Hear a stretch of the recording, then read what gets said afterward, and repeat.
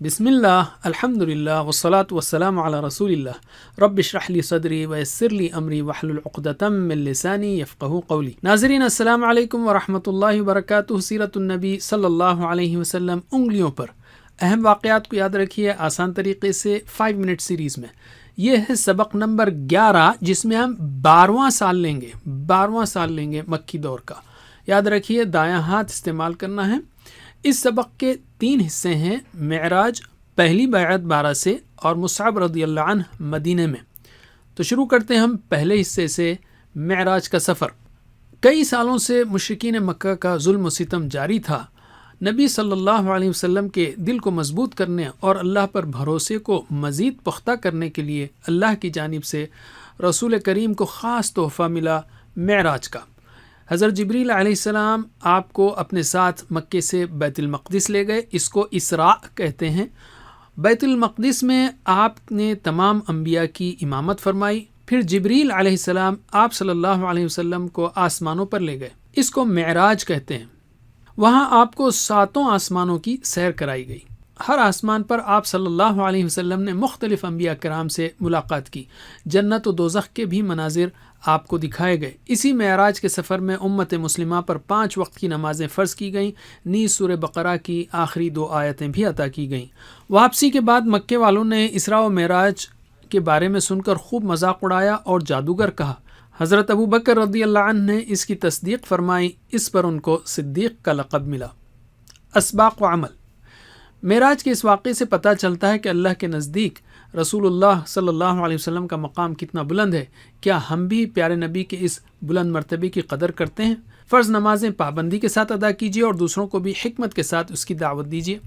اب ہم لیتے ہیں دوسرا حصہ، پہلی بیعت 12 سے۔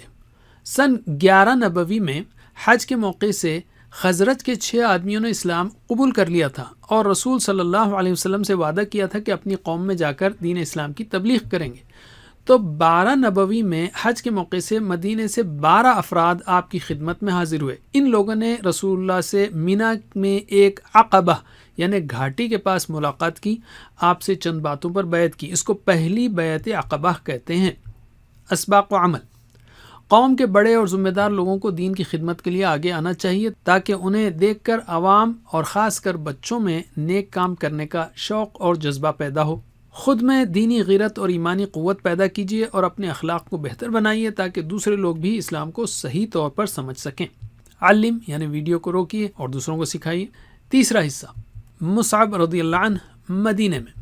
حج کے بعد رسول اللہ صلی اللہ علیہ وسلم نے اسلام قبول کرنے والے مدینہ کے لوگوں کے ساتھ حضرت مصعب بن عمیر رضی اللہ عنہ کو دین کی تعلیم دینے کی غرض سے بھیجا۔ حضرت مصعب رضی اللہ عنہ مدینے میں حضرت اسعد بن زرارہ رضی اللہ عنہ کے گھر اترے اور دونوں نے مل کر اسلام کی تبلیغ شروع کر دی۔ ان دونوں کی تبلیغ کے نتیجے میں بہت کم وقت میں مدینے میں کئی لوگوں نے اسلام قبول کر لیا۔ اسباق و عمل۔ بہترین صلاحیت پیدا کریں اور اپنی صلاحیتوں کو دین کی خاطر استعمال کریں۔ اسلام کا پیغام پورے شوق اور جذبے کے ساتھ دوسروں تک پہنچائیں۔ قوم کو دین سکھائیں اور قرآن کی تعلیم دیں اور شرک سے دور رہنے کی تلقین کریں۔ علم۔ اب ہم لیتے ہیں قرآن کو۔ یاد رکھیے نزول کے اعتبار سے قرآنی پاروں کے 4 بڑے حصے کیے جا سکتے ہیں۔ مکی زندگی کے چوتھے دور یعنی 11 سے 13 نبوی میں یہ 15 صورتیں نازل ہوئیں، تقریباً 8 پاروں کے برابر۔ کم از کم 7 سے 14 پاروں کو یاد رکھیے، سوائے 10 کے، 7 سے 14۔ پچھلے دور میں 17 سے 24 تھا اور یہ 7 سے 14، تو یاد رکھنا آسان ہے۔ یاد رکھیے ان پاروں میں دوسری صورتیں بھی ہو سکتی ہیں۔ صحابہ کرام رضی اللہ عنہم قرآن کی صورتوں کو پڑھتے اور مخالفت بھرے ماحول میں ایمان پر جمے رہتے اور ان صورتوں کو دعوت دینے کے لیے استعمال کرتے۔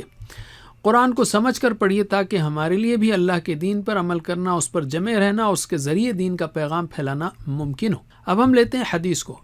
آپ صلی اللہ علیہ وسلم کی زندگی چلتا پھرتا قرآن تھی اور آپ کی باتیں اس کی شرح تھیں جو احادیث میں موجود ہیں۔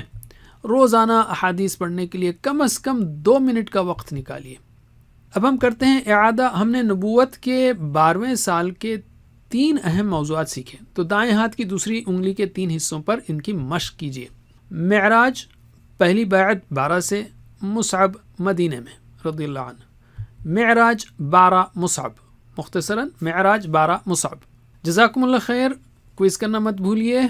اللہ سے دعا ہے کہ ہمیں سیرت النبی صلی اللہ علیہ وسلم پڑھنے، پڑھانے، عمل کرنے اور پھیلانے کی توفیق دے۔ سبحانک اللہم و بحمدک، نشہد ان لا الہ الا انت، نستغفرک و نتوب الیک۔ والسلام علیکم ورحمۃ اللہ وبرکاتہ۔